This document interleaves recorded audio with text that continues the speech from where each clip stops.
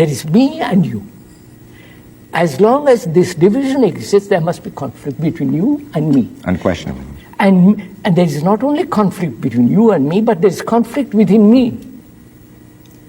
Once you've objectified yourself, there must be conflict within you. So I want to find out whether this me can end. So that me end, that's not good enough to say, not so that. Yes, because there is obviously no so that if the me ends. Yes. Now, the me, is it possible to completely empty the mind of the me? Not only at the conscious level, but deep, at the deep unconscious roots of one's being. I think it's not only possible, but I think it's the price that we must pay for being, or being good, or being true, or being at all, living. Is the price to live? The price we must pay is to rid ourselves of meanness. Is there a process, a system, a method to end the me? No, I don't think there's a process or a method. Therefore, there is no process. It must be done instantly. Now, this we must be very clear. Must because be done. All the religions have maintained processes.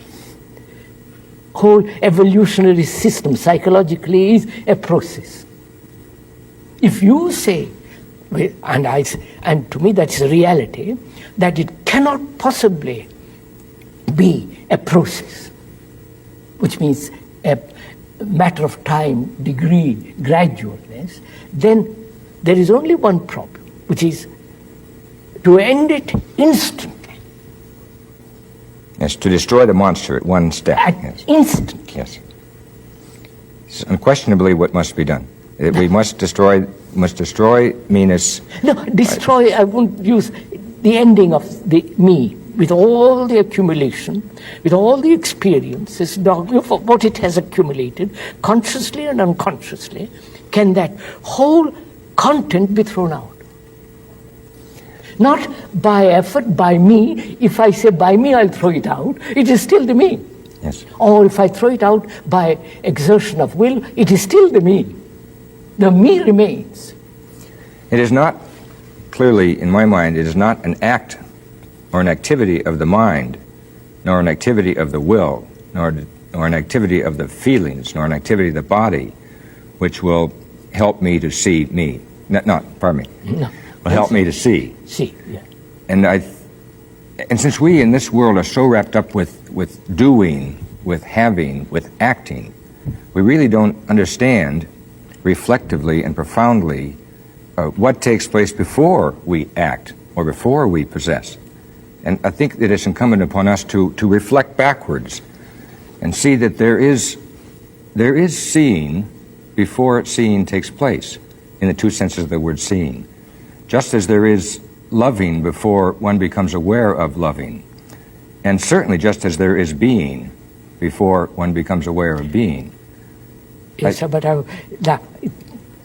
it's the question of reflecting backwards, inwardly, deeply enough. Just a minute, sir, that's the difficulty, because the me is at a conscious level and at the deeper levels of consciousness. Can the conscious mind examine the unconscious me and expose it? Or the content of consciousness is the me? No, the self transcends the content of consciousness, but the me may well be the content of consciousness. But the me is not the I. The me is not the self. Wait. I include in the me the self, the ego, the whole conceptual ideation about myself, the higher self, the lower self, the soul, the body. All that is the content of my consciousness, which makes the I, which makes the ego, which is the me. It certainly makes the me, yes. I unquestionably agree with that it makes that objective self that I can examine and analyze and look at, compare, that I can be violent with others about.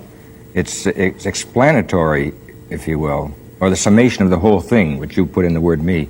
It's explanatory of a history, of a whole multiplicity of, Yes, of yes. present relationships, but it's still not getting at the reality. No, the reality cannot be got at, or it cannot flower, if the me is there.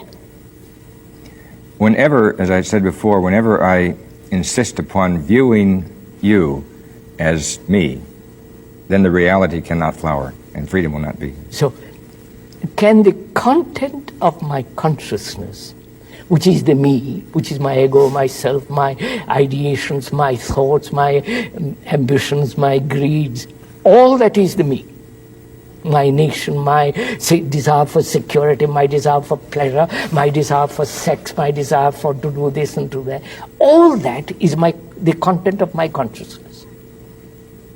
As long as that content remains, there must be separation between you and me, between good and bad, and the whole division takes place.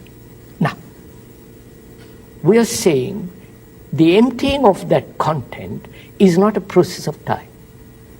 Nor is it subject to methodology. Methodology. So, then what is one to do? Let's look at it. Let's take time a little bit over this, because it's quite important, because most people say you must practice, you must strive, you must make a tremendous effort, live discipline, control, suppress. I'm very familiar with all that. That's all out. That has not been helpful. Not at all. No. So, how is the content to be emptied with one stroke, as it were? I would say, and maybe we could pursue this together, the content cannot be emptied by a negative action of repudiation of the content. No, obviously. So we must not, that is a blind alley. We must not approach it that way. By denying it, you are putting it under the carpet. I mean, it is like locking it up. Yes. It is still there. It's a pretense. That just, one has to see this. One has to be tremendously honest in this. Yes. Otherwise, one plays tricks upon oneself. Yes. One deceives oneself.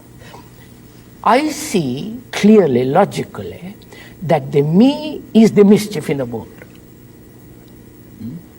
Well, I don't see that so logically as simply intuitively. I mean, all right. It's not the result of a discursive act. No, of course it's not a dialectic. Analytical dialectic. You see it. You see a selfish human being, whether it's politically high or low, you see human beings selfish and how destructive they are.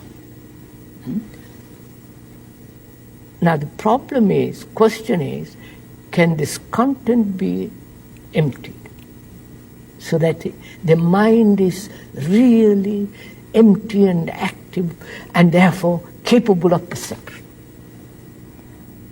Probably the content cannot be simply emptied. I think that the content can be put in a perspective or can be seen for its inadequacy or its inappropriateness by a very energetic act of simply seeing. That's what I said in the beginning, that so long as I look at the truths of any given religion, I am not finding truth itself. And the way I discover the relative value of the truths of any given religion is precisely by seeing truth itself. In itself, not as an object. No, I cannot, the mind cannot perceive the truth if there is division. That I must stick to you. Once you have division of any kind, that's finished. Then you're in the categorical level, and then you will not see. Therefore, my question is, whether the mind can empty its content? Well, this is really, you follow the... I follow what you're saying, and I think you are devising a new methodology. No, I'm not devising a method. I don't believe in methods. I think it's the most mechanical, destructive things. But then you, after having said that, then you come back and say, but if the mind is if the self is really to see, it must empty itself of content. Isn't this a method? No. But why, sir, is it not a method? I'll show you, sir. It's not a method because we said, as long as there is division, there must be conflict. That is so, politically, religiously. And we say division exists because of the me. Me is the content of my consciousness. And that the emptying of the mind brings unity. I see this not logically, but as fact, not conceptually. I see this in the world taking place. And I say, how absurd, how cruel all this is. And the perception of that empties the mind. The very perceiving is the act of emptying.